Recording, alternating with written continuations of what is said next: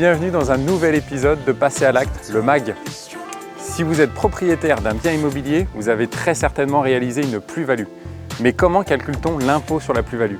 C'est la question que j'ai eu envie de poser à maître Stéphanie Chauvin, qui m'attend ici, à La Roche-de-Glin, un petit village très typique, quasiment insulaire.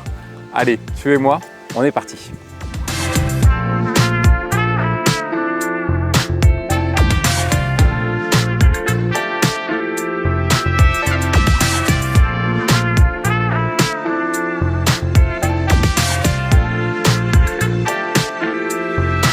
Salut Stéphanie.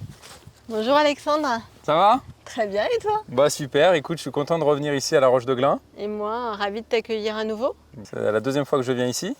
Pourtant, on n'est pas très loin du centre-ville comme la dernière fois, mais j'ai l'impression que là, le décor est complètement différent. Oui, on est dans le cadre un peu verdoyant, le jardin et le poumon un petit peu de Valence. Les Valentinois aiment bien venir se balader ici le week-end. Ah bah c'est vrai qu'ici, c'est quand même assez sympa, c'est bucolique. Bon, aujourd'hui, on va parler d'immobilier. Oui. Et surtout du calcul de l'impôt sur la plus-value. Oui. Alors moi, je suis pas très bon en maths, donc je compte sur toi pour m'aider. Hein. Oui, on va faire des calculs ensemble, pas de souci. Bon, nous deux, on devrait y arriver. Oui. Bon, allez, on est parti. On est parti.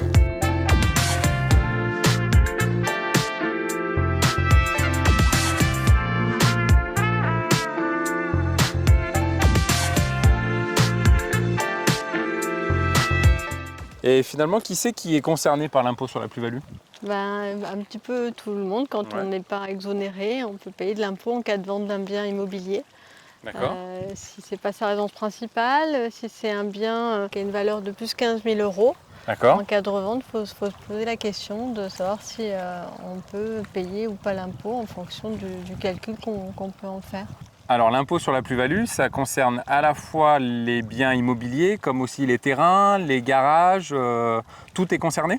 Oui, alors c'est vrai que quand on parle de garage, ça peut être moins de 15 000, hein, donc il faut que ce soit un bien. Voilà, au moins de 15 000 euros, voilà, sinon en dessous je suis forcément exonéré. C'est ça. Ok. Et alors il y a différents types d'exonération. Qui est concerné du coup par les exonérations, tous ceux qui ne rentrent pas là-dedans? Oui, alors les exonérations, c'est les résidences principales, mais il peut y avoir aussi des personnes suivant les revenus, des revenus faibles. Des personnes retraitées avec des revenus faibles peuvent être exonérées.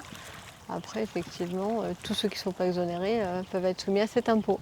Ok.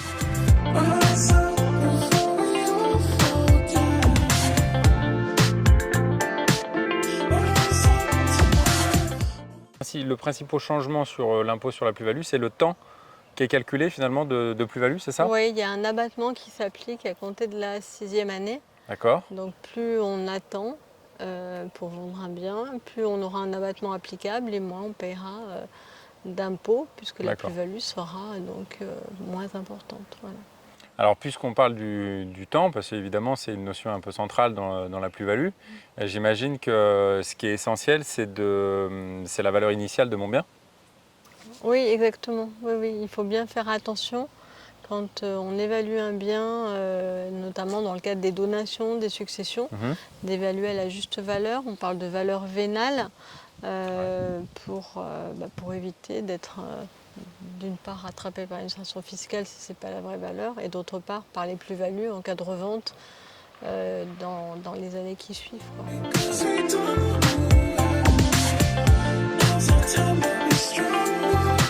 Bon Stéphanie, par rapport à la simulation que je t'ai envoyée, est-ce que tu as eu le temps de me faire un calcul sur l'impôt de la plus-value que je vais devoir payer? Ouais, du coup je t'ai fait le calcul, donc il faut bien distinguer les 19% d'impôt sur la plus-value qui sont calculés sur 22 ans avec l'abattement et les contributions qui elles sont calculées sur 30 ans avec un autre du coup abattement, et je t'ai fait le calcul, il est là.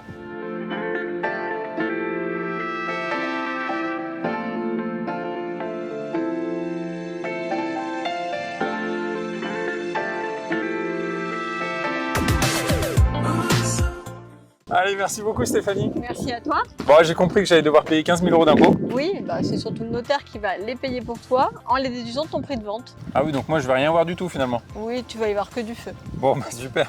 J'ai bien fait de prendre rendez-vous avec toi. Bah oui. Bon, c'est super. J'espère que toutes ces informations vous auront été utiles. Quant à nous, on se donne rendez-vous pour un prochain épisode. Et en attendant, vous avez déjà pas mal d'informations sur le site passeralacte.com. Allez, à très vite. Ciao.